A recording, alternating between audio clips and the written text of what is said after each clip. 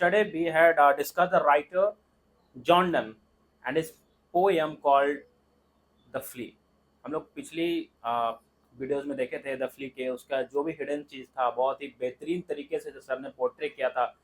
We had discussed all those things, है ना, in our previous video.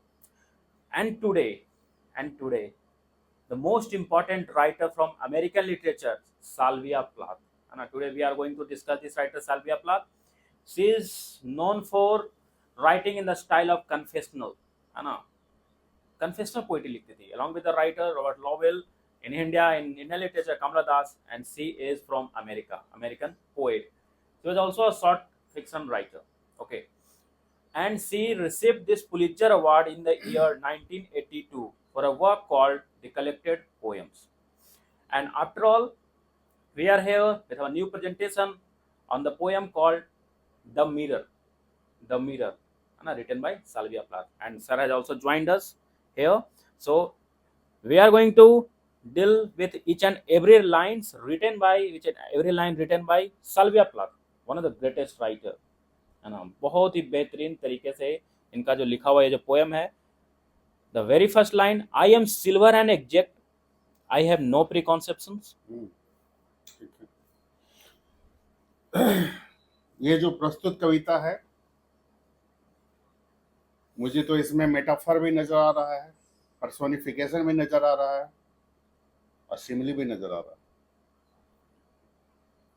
पता नहीं, परसों ही हमने इनको कहा था कि भाई उसको भी डिस्कस कर लो, क्योंकि मेरे नज़र में इस कविता का एक अपना महत्व है और उन तमाम लोगों के लिए भी महत्वपूर्ण रहेगा हमारे बोलने के बाद, जैसा कि हमको लग रहा है, जो सच्चाई को समझ नहीं पाते, ढूंढ नहीं पाते और इस मायावी नगरी में भटकते रहते हैं।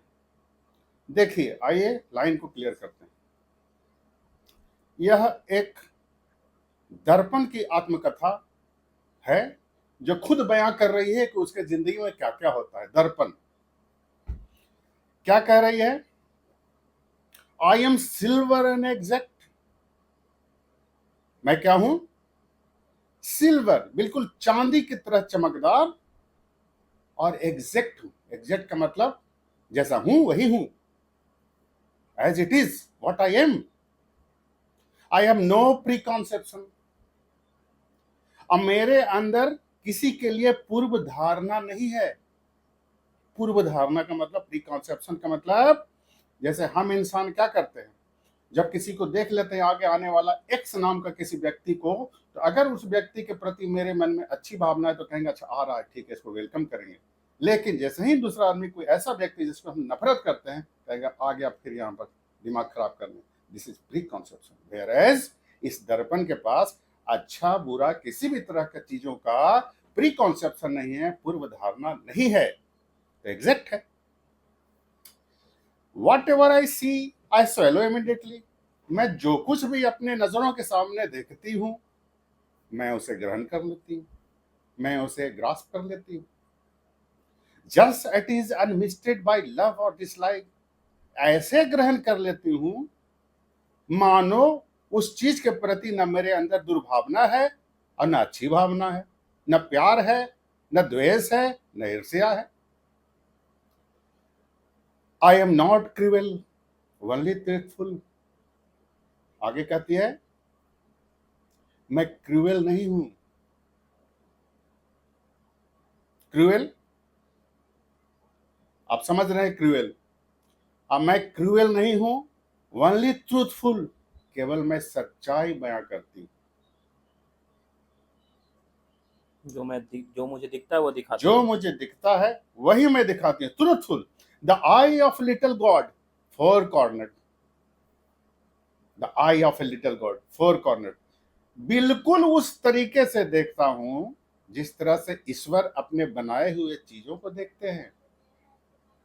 यहां फोर कॉर्नर का मतलब है चार वो दिशाएं जो हम लोगों को शुरू से समझाई गई है, उत्तर, दक्षिण, पूरब, पश्चिम। यही बताएगा ना कि संसार में ये चार ही दिशाएं हैं, तो चारों दिशाओं में ईश्वर की आंखें लगी हुई हैं जो बराबर दृष्टिकोण से किसी भी अपनी बनाई हुई चीजों को देखते हैं। वो लिटिल गॉड। लिटिल क्यों कहा गया है, शायद आपको कोई डिफाइन किए होंगे। लिटिल इसलिए कहा गया है कि अधिकतर हम लोग क्या करते हैं, ईश्वर को अपने खुशी के माहौल में उनको भूल जाते हैं। इसलिए उन्होंने कट्टा उस देखिए, वो मिरर के द्वारा कवित्री ने कटाक्ष किया है हम लोगों पर। वो छोटा सा भगवान की आंखें, अरे एक तो कह रही हो कि चार दिशाओं में देख रही है, एक लिटिल बोल दी हो, इसका मतलब कटाक्ष मार रहे हैं हम लोग पर कि ईश्वर को हम लोग क्या करते हैं, अंडर साइन करते हैं, उनको नजरअंदाज करते हैं, उनको छोटा समझते हैं। तो यहाँ पर बता दिया गया कि भगवान की आंखें छोटी नहीं है, सब कुछ वही है, जो हो रहा है वहीं से हो रहा है। यार remember the poem George Herbert the pulley. हाँ, mercy pity peace and love. बिल्कुल। Cornered most of the time, तो क्या कह रही है, I am not cruel only truthful the eye of little god four cornered. मेरी आंखें भी उन भगवान की आंखों की तरह है जो किसी भी चीज को चारों दिशाओं से एक समान से देखती है, न किसी को ओछी नजर से, न किसी को तिरछी नजर से, न किसी को अच्छी नजर से। Most of the time I meditate on the opposite wall. क्या कह रही है कि ज्यादातर समय मेरा क्या, मेडिटेट का मतलब ध्यान केंद्र, ज्यादा दर्पण बोल रही है कि ज्यादातर मेरा समय अपने सामने वाले दीवार को देखने में मेरा व्यतीत हो जाता है, मेरा ध्यान पूरा उसी पर आकर्षित रहता है। The opposite wall it is pink with speckle. देखिए क्या कह रही है, कैसा है, गुलाबी रंग का है और धब्बों से भरा हुआ है। I have looked at it so long, मैं उस सामने वाले दीवार को कई युगों से देख रही हूं। I think it is a part my of heart, और लगता है वो दीवार, वो गंदा दीवार मेरे दिल का एक अंग बन गया, वो मेरे दिल का एक हिस्सा बन गया है। बट इट फ्लिकर्स, लेकिन वो प्यार भरा जो दस्तावेज, वो प्यार भरा जो समागम दोनों के बीच में है, वो कभी कभी क्या होता है, डिस्टर्ब हो जाता है, फ्लिकर हो जाता है। काहे, faces and darkness separate us over and over. हमारे प्यार भरा समागम को बीच में अगर कोई चेहरा आ जाता है या अंधकार आ जाता है, तो हमारा जो मोहब्बत है दोनों के बीच में, वो विखंडित हो जाता है, विखंडित हो जाता है।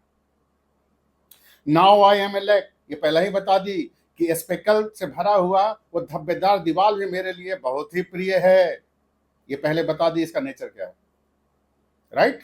बिल्कुल। Now I am a lake, अब हो गया इसका एक हो गया। अब दर्पण बोले दर्पण, अब एक पार्ट इसका हो गया। अब क्या कह रही है, अब मैं एक झील हूं। झील को हम लोग किस रूप में जानते हैं, झील को हम उसके गहराई के लिए जानते हैं, कांस्टेंट लेयर एंड द डेप्थनेस। ठीक है, ए वोमेन बेंड्स ओवर मी, एक स्त्री जो है मेरे ऊपर ऐसे झांक रही है झुक कर।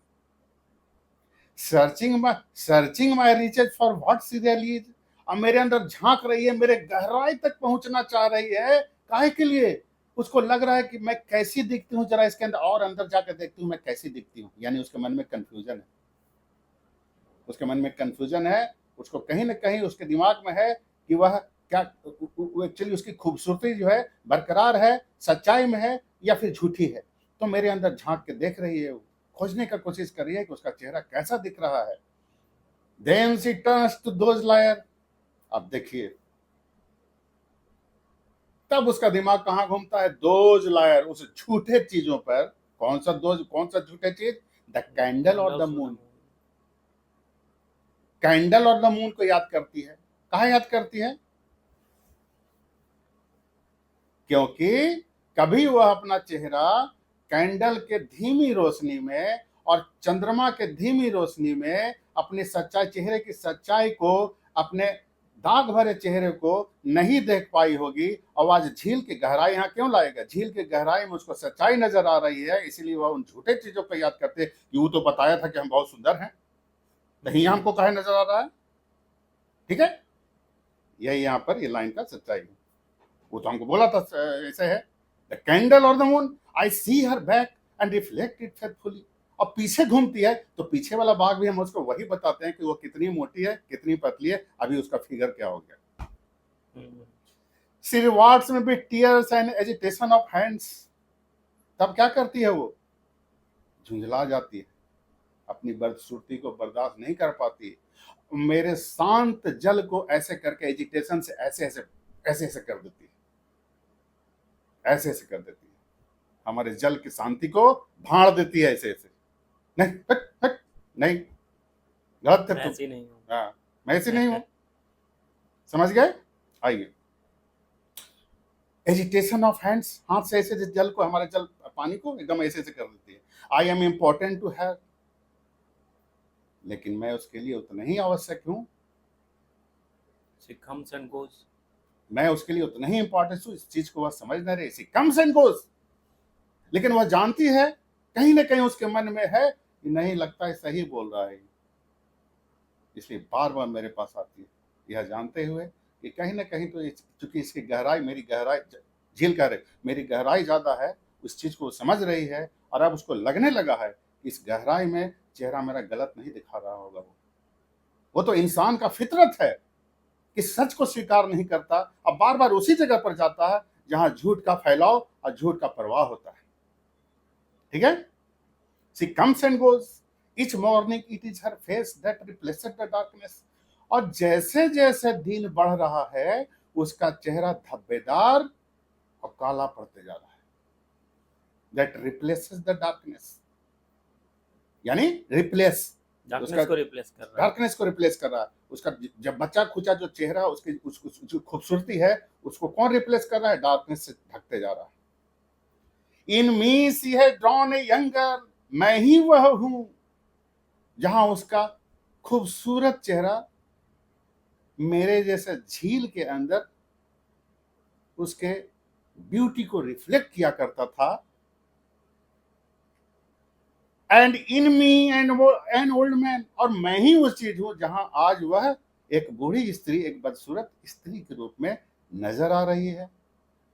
राइजे towards her day by day like a terrible piece, और उसका यह अंधकार भरा चेहरा दिन ब दिन बढ़ता ही जा रहा है, बढ़ता ही जा रहा है। अब वो क्या हो गई है? वह जल के बिना मछली हुई तड़पती हुई मछली के समान रह गई है ना, जिसको पता ही नहीं है कि जिंदगी को कैसे बचाया जाए, अपने जान को, अपने अपनी अपने उस तड़प को कैसे उसको काम कुल किया जाए, उसको पता नहीं है। यही इसकी इस कविता की ब्यूटी है ना। आप थोड़ा सा ये अपने शब्दों में भी ये डिफाइन करेंगे कि, और कुछ इसमें अगर है कुछ बचा खुचा तो हम लोग डिस्कस कर So लेंगे। there we can add the. You can also take a kind of as in a form of a reference from the poem, है ना? From the poem एक लाइन था, बहुत ही बेहतरीन लाइन था, that is written by William Blake and it is also included in the collection called Song of Innocence. Okay, तो उसमें एक दो पक्षी का बात किया है, एक स्पैरो, एक रॉबिन, है ना? एक पक्षी जो हमेशा खुश रहता है, स्पैरो इज ऑलवेज ट्रीटेड, है ना, कि हमेशा खुश है, बहुत खुश। एक पक्षी रॉबिन जो कि हमेशा रोते रहता है, छोटा छोटा कोई भी कुछ हो गया, कुछ सोचने लगा, रोने लगा, है ना, robin. The lines start like मेरी मेरी स्पैरो एंड मेरी मेरी रॉबिन, है ना। तो एक प्राकृतिक as in the form of a mirror है, तो मिरर को प्रकृति की तरह लेते हैं। प्रकृतिक उसके लैप में जो भी आता है उसको बिल्कुल सेम आई से वो देखती है ना। जैसे एक स्पैरो, जैसे विलियम ब्लेक बात किया है कि एक स्पैरो आया तो वहां पर वो बहुत हंस रहा था, तो नेचर बोलते हैं क्या कि स्पैरो बहुत खुश नजर आ रहे हो, बहुत अच्छे नजर आ रहे हो, क्या बात है, आओ मेरे पास, आओ मेरे पास आकर बैठो, सो जाओ। And the same way when nature sees that particular word called robin and she told that come in my lap and just have the rest, आओ आकर बैठो, सो जाओ। एक रो रहा है उसको भी सेम आंख से देखना, एक हंस रहा है उसको भी सेम आंख से देखना। So that are the beautiful thing in literature we can say. तो यहाँ पर बिल्कुल मिरर जो है ना, वही आंख से देख रही है, एक एक अच्छा है, एक हंसता हुआ है या रोता हुआ है, तुम जैसा होगे मैं वैसा ही पोर्ट्रे करूंगा, वैसा ही दिखाऊंगा। The exactness you are having, I'm going to portray that same exactness, right? So that thing is also portrayed in a very beautiful way. और Sir has एक explained चीज us. और है कि मेरे हिसाब से ये दर्पण की आत्मकथा, ये जो कवि लघु कविता है, या कुछ हम लोग को देके जा रही है, क्या देके जा रही है? इस प्रकृति की शाश्वतता को दर्शा रही है कि समय का थपेड़ा डिकेइंग सेलेक्टिव टाइम को स्वीकार करना चाहिए। डीके जैसे, डीके क्या हम नाउन के रूप में प्रस्तुत करें, यानी कि जो गलनशीलता, दिन ब दिन उम्र को ढलना, वो लगातार जारी रहता है। इंसान को इस सच्चाई को स्वीकार करके आजीवन, ये रोबिन का जो उदाहरण इन्होंने दिया कि रोने से कुछ होने का नहीं है, इस चीज का सच्चाई आपको स्वीकार करना होगा कि जो आया है उसे जाना है, और धीरे धीरे करके जाना है। देखो कितना अच्छा है, धीरे धीरे करके, ताकि अचानक आपको पता न चले, अचानक आपको बहुत दुख नहीं मिल जाए। समय का पहिया बहुत धीरे समय धीरे का चलता पहिया है। ऐसा धीरे धीरे चलता है कि आपको पता नहीं चले, आप वहां तक पहुंच भी जाएं और अंततः उस सुपरमैसी पावरफुल पास पहुंच भी जाएं, आपको कोई तकलीफ नहीं हो। इसलिए बीच में दुख करने की कतई आवश्यकता नहीं है। खुश रहिए, आबाद रहिए, एंजॉय करिए। ये कविता बहुत ही खूबसूरत है। So we think that we are almost done with the poem written by Salvia Plath. And tomorrow we will be having our another session, another lecture on some another writer from the literature. कुछ अलग ही अंदाज में आएंगे कल। फिर मिलते हैं। Have a great day.